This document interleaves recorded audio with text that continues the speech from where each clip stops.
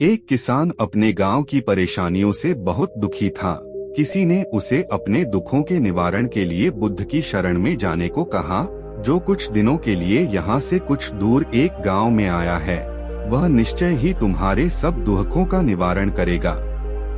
यह सुनकर किसान बड़ी इच्छा से बुद्ध की शरण में गया, यह सोचकर कि बुद्ध उसे उसकी समस्याओं, मानसिक पीड़ा, तनाव और दुखों से मुक्ति दिलाएंगे। वह बुद्ध के पास पहुंचा। उसने बुद्ध से कहा कि हे बुद्ध, मैं एक किसान हूँ। मुझे खेती करना पसंद है, लेकिन बारिश कभी भी पर्याप्त नहीं होती और मेरी फसलें बर्बाद हो जाती हैं। पिछले साल मेरे पास खाने के लिए कुछ नहीं था और इस साल भी अत्यधिक बारिश के कारण फसल को बहुत नुकसान हुआ। मेरे पास खाने के लिए पर्याप्त भोजन नहीं है। किसान ने कहा, मैं शादीशुदा हूँ, मेरी पत्नी मेरा ख्याल रखती है, मैं उससे प्यार करता हूँ, लेकिन कभी कभी वह मुझे बहुत परेशान करती है और घर में बहुत क्लेश हो जाता है, जिससे मुझे लगता है कि अच्छा होता अगर वह मेरी जिंदगी में नहीं आती। मेरे भी 2 बच्चे हैं, कभी कभी मेरे बच्चे भी मेरा अनादर और अवज्ञा करते हैं, मेरे निर्देशों का पालन नहीं करते। किसान लगातार बुद्ध को अपने दुखमय जीवन के बारे में ऐसी तमाम बातें बता रहा है।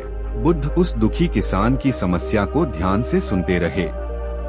अपनी जिंदगी की सारी परेशानियां बताने के बाद जब उन्हें राहत महसूस हुई तो वह चुप हो गए। अब उसके पास बताने के लिए कोई और समस्या नहीं बची थी। अब वह चुपचाप बैठकर बुद्ध की ओर देख रहा था और अपनी समस्या का समाधान पाने के लिए बुद्ध के उत्तर की प्रतीक्षा कर रहा था। लेकिन बुद्ध चुप थे। किसान ने फिर कहा, हे बुद्ध, मैं आपकी शरण में आया हूँ, कृपया मेरे जीवन की इन समस्याओं का समाधान करें। बुद्ध ने कहा, मैं तुम्हारी कोई मदद नहीं कर सकता। किसान आश्चर्यचकित होकर बोला, अरे, यह आप क्या कह रहे हैं? सब कहते हैं कि आप सबके दुख दूर कर देते हैं, तो क्या तुम मेरी समस्याएं हल नहीं करोगे? इसलिए कि मैं एक गरीब किसान हूँ। बुद्ध ने कहा, मुश्किलें हर किसी के जीवन में आती हैं। जीवन में दुख और परेशानियां आना स्वाभाविक है। व्यक्ति के जीवन में अक्सर उसके कर्मों के अनुसार परिस्थितियां बदलती रहती हैं, जिससे सुख, दुख, निराशा और क्रोध आता है। नए रिश्तों का बनना, पुराने रिश्तों का बिगड़ना, रिश्तों में मिठास और कड़वाहट, ये सब सामान्य है। यह जीवन का हिस्सा है और यह जीवन का चक्र है। हकीकत तो यह है कि हम सभी के जीवन में 83 प्रकार की कठिनाइयां हैं। इन कठिनाइयों का समाधान आप और मैं नहीं कर सकते, कोई नहीं कर सकता। जिंदगी और जिंदगी में बनने वाले रिश्ते स्थिर नहीं होते। एक दिन रिश्तेदार भी चले जाएंगे और जिंदगी भी खत्म हो जाएगी, लेकिन ये समस्याएं वैसे ही रहेंगी जैसे आज आपकी जिंदगी में हैं और कल किसी और की जिंदगी में होंगी। इस पर किसान अपना नियंत्रण खो देता है और क्रोधित हो जाता है और ऊंची आवाज में बुद्ध से कहता है कि हर कोई कहता है कि तुम्हें एक महात्मा, एक सिद्ध पुरुष, एक प्रबुद्ध व्यक्ति होना चाहिए। मैं इस विश्वास के साथ यहाँ आया हूँ कि आप मेरी मदद करेंगे। यदि आप मेरी समस्याएं हल नहीं कर सकते तो मेरा यहाँ आना व्यर्थ था। हर कोई झूठ बोलता है कि वे समस्याओं का समाधान करते हैं। आपने मेरी एक भी समस्या का समाधान नहीं किया। तुमसे अच्छे तो वह महात्मा हैं जो 2 वर्ष पहले मेरे घर आए थे। उन्होंने मेरे लिए यज्ञ कराया, दान दक्षिणा दिलवाई और मेरे मन को असीम शांति मिली। कुछ सुख भी बढ़े और कुछ दुख भी कम हुए। लेकिन तुमने मेरी कोई भी समस्या हल नहीं की। तुमने मुझे सीधे तौर पर मना कर दिया। बुद्ध ने कहा, क्या वह सब करने से जीवन के सारे दुख समाप्त हो गए? इतना कुछ करने के बाद भी अब आप इतने परेशान क्यों हैं? अब आप पहले से भी ज्यादा दुखों से घिर गए हैं। तात्पर्य यह है कि जीवन में दुख कभी समाप्त नहीं होते। किसान बोला, तो क्या मैं मान लूं कि तुम मेरी मदद नहीं कर सकते? यदि आप ऐसी छोटी छोटी बातों का समाधान नहीं कर सकते तो आपके उपदेशों का क्या लाभ? बुद्ध ने कहा, मैं तुम्हारी 84वीं समस्या का समाधान तो नहीं कर सकता, लेकिन हाँ, मैं तुम्हारी 84वीं समस्या का समाधान अवश्य कर सकता हूँ। किसान आश्चर्यचकित हो गया और बोला, 84वीं समस्या क्या है?